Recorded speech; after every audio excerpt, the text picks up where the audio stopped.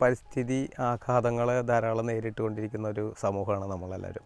അത് നമ്മുടെ ആവാസ വ്യവസ്ഥയിലുണ്ടായിരുന്നുള്ള തകിടം മറിച്ചിലുകൾ, അത് എപ്രകാരം നമുക്ക് നമ്മുടെ ജീവിതത്തിനെ എങ്ങനെയൊക്കെ ഏത് മോഡിൽ നമ്മൾ ജീവിക്കണം എന്നുള്ളൊരു കാഴ്ചപ്പാട്, അങ്ങനെയാണ് മുള വീടിൻ്റെ ഒരു ആശയം തന്നെ മുന്നോട്ട് വരാൻ കാരണം.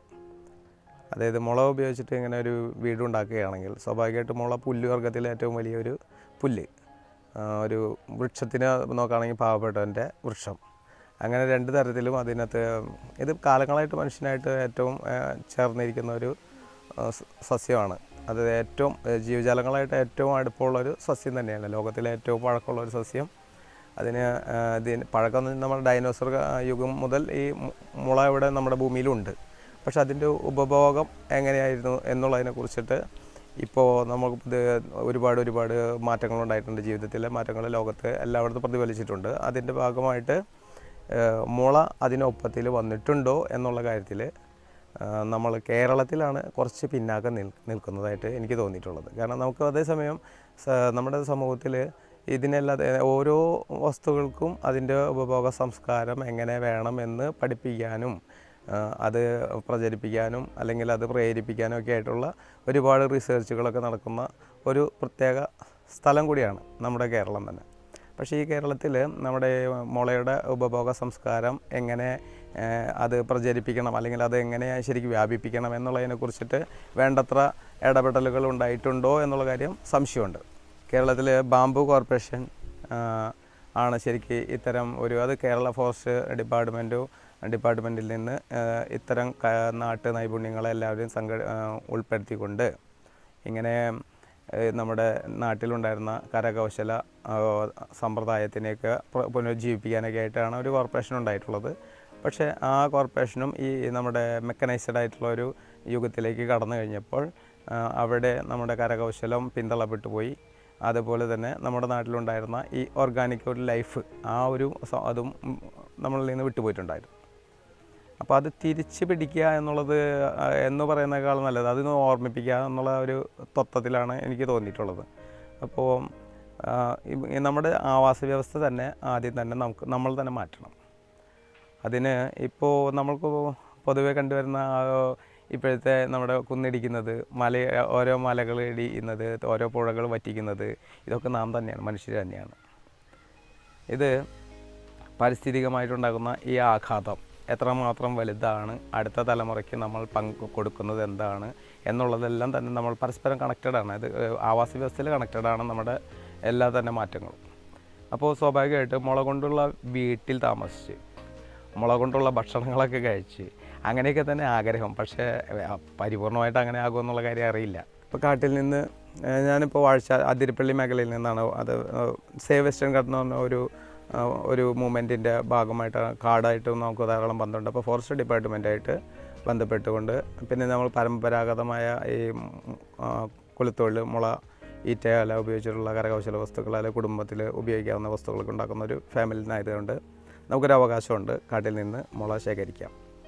ആ ഒരു അവകാശത്തിൽ നിന്ന് അപ്പോൾ നമുക്ക് ശരിക്കും ഒരു തൊഴിലധിഷ്ഠിത ജനിച്ചപ്പോൾ തന്നെ എനിക്കൊരു ജോലിയുണ്ട്. അങ്ങനെ ജനിച്ചത്, വേറെ ജോലിക്ക് വേണ്ടി അലയേണ്ട വന്നിട്ടില്ല. അപ്പോൾ എങ്കിൽ ആ ഒരു തലത്തിൽ കൂടി തന്നെ പോകാമെന്നുള്ള തീരുമാനത്തിലാണ് ഫോറസ്റ്റ് ഡിപ്പാർട്ട്മെൻറ്റിൽ നിന്ന് മുള ശേഖരിക്കാം. അതിപ്പോൾ ഞാൻ അതിരപ്പള്ളി വനമേഖലയിൽ നിന്നാണ്, അതിരപ്പള്ളി വാഴശാല മേഖലയിൽ നിന്നാണ് കൂടുതൽ ശേഖരിക്കാറ്, ചാലക്കുടി മേഖലയിൽ നിന്ന്. മുള ഹാർവെസ്റ്റിംഗ് നടത്തി അത് ഹാർവെസ്റ്റിങ്ങിനടുത്ത് ഏകദേശം ഒരു മാസത്തോളം അത് ബ്ലീച്ചിങ്ങിന് വേണ്ടി വരും. അതായത് ബോറാക്സ് അതാണ് ആ കെമിക്കലാണ് നമ്മൾ ഇതിനകത്ത് ഉപയോഗിക്കുന്നത്. അത് സാധാരണ നമ്മൾ സോപ്പും കാരൊക്കെ ഉണ്ടാക്കാനായിട്ട് ഉപയോഗിക്കുന്നത് ഇതിൻ്റെ മുളയിലെ ആ പുളിപ്പ് കളഞ്ഞു പോകാൻ വേണ്ടിയിട്ട്. അത് ട്രീറ്റ് ചെയ്ത് അത് കഴിഞ്ഞ് അതിനെ ജലാംശം എല്ലാം വറ്റിച്ച് കളയാനായിട്ട് കുത്തിച്ചാരി വയ്ക്കും. എല്ലാം കഴിഞ്ഞ് ഒരു മാസത്തോളം ട്രീറ്റ്മെൻറ്റിന് തന്നെ എടുക്കും. സാധാരണ രീതിയിൽ ഒരു 60 ടൺ മുളയൊക്കെ നമുക്ക് ഒരു മാസം കൊണ്ട് ട്രീറ്റ് ചെയ്തെടുക്കാം. അത് കഴിഞ്ഞ് പിന്നെ നമുക്കത് ഇതുപോലെയുള്ള നിർമ്മാണങ്ങൾക്ക് ഉപകരിക്കാവുന്ന രീതിയിലാക്കാം. അതെടുത്ത് അങ്ങനെ വീട് പണിയോ മറ്റേ എന്ത് തന്നെ ചെയ്യാനായിട്ട് ഉപകരിക്കാവുന്നതാണ്. ഇവിടെ ഇപ്പോൾ ഉണ്ടാക്കിയിരിക്കുന്ന ഈ വീട് 3 ഘട്ടങ്ങളായിട്ടാണ് അത് ചെയ്തത്. അതായത് ഇതിൻ്റെ ഈ മേൽക്കൂരയുടെ കാര്യം തന്നെ ഒരു സംശയം ഉണ്ടായിരുന്നു, അതെങ്ങനെ വേണം, അതൊരു മുള കൊണ്ടുള്ള വീട് ആണെന്നാണ്.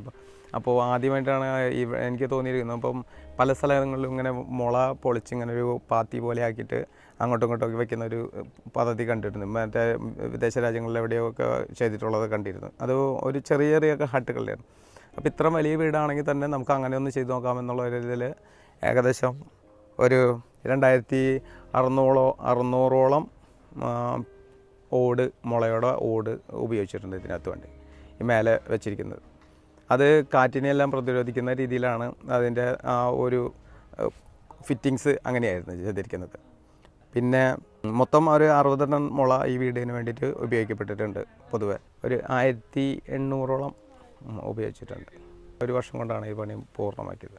ഇപ്പോൾ പണ്ട് കാലങ്ങളിലൊക്കെ കേട്ടിട്ടുള്ള 100 വർഷമൊക്കെ വരെ കേടുകൂടാതെ ഇരിക്കുന്നതാണ്. ഇപ്പോൾ ഏറ്റവും പുതിയതായിട്ട് കേട്ടിരിക്കുന്ന ഹാർവെസ്റ്റ് ഒരു ചൈനയിൽ തന്നെ ഒരു എക്സ്കവേഷനിൽ 2000 വർഷം പഴക്കമുള്ള മുള കിട്ടിയെന്നാണ് പറഞ്ഞത്.